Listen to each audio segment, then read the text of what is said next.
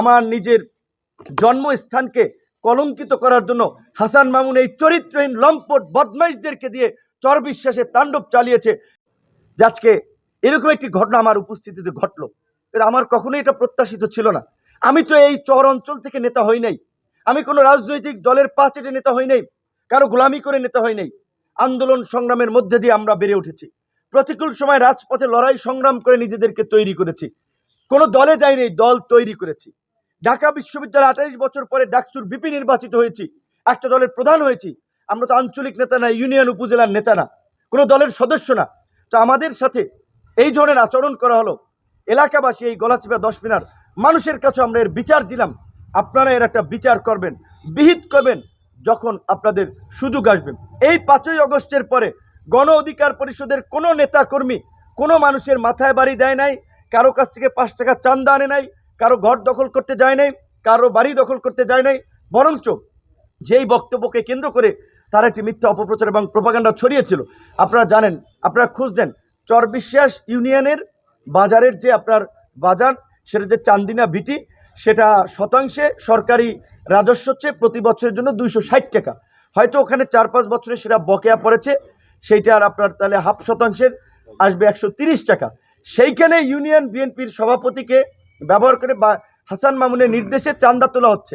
এইখানে আপনার এই 35,000, 30 থেকে 35,000 টাকা ব্যবসায়ীদের কাছে বলা হয়েছে যে তারা ডিসিআর কেটে দেবে, কারণ ডিসি হাসান মামুনের লোক, ইউনিয়ন সভাপতি বাকির বিশ্বাসের লোক।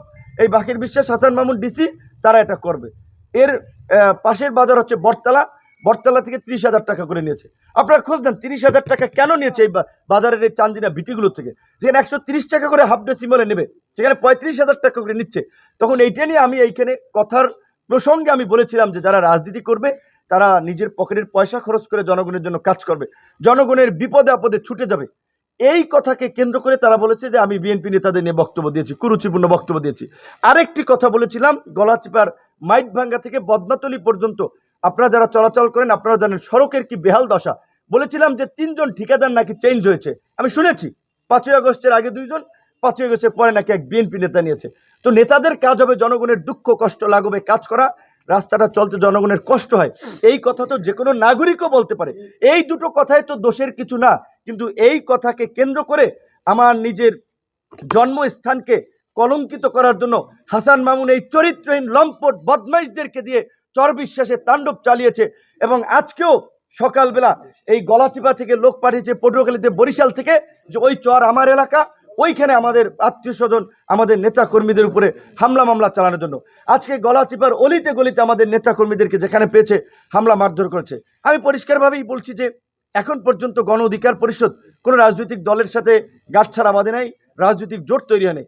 আমরা দেখতেছি স্বাভাবিকভাবেই আমরা যে ফ্যাসিবাদের বিরুদ্ধে, যে জালেমদের বিরুদ্ধে যুদ্ধ করে জীবন দিয়ে রক্ত দিয়ে এই পরিবর্তন এনেছি, ভবিষ্যতে কোনো ফ্যাসিস্ট তৈরি হবে, জালেম তৈরি হবে, স্বৈরাচার তৈরি হবে, এটা তো আমরা কখনোই চাবো না। কিন্তু আজকে সারা দেশের মানুষ কিন্তু এই উপজেলার এই হাসান মামুনের কর্মকাণ্ডকে মানুষ বিএনপির আপনার কর্মকাণ্ড হিসেবে এটাকে কিন্তু নিচ্ছে।